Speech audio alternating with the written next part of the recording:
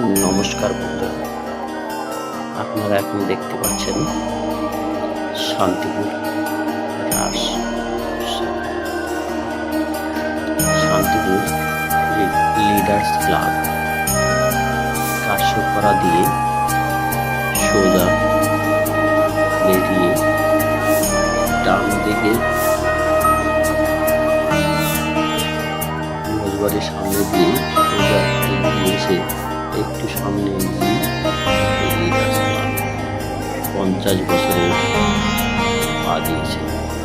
তাই এই বছরে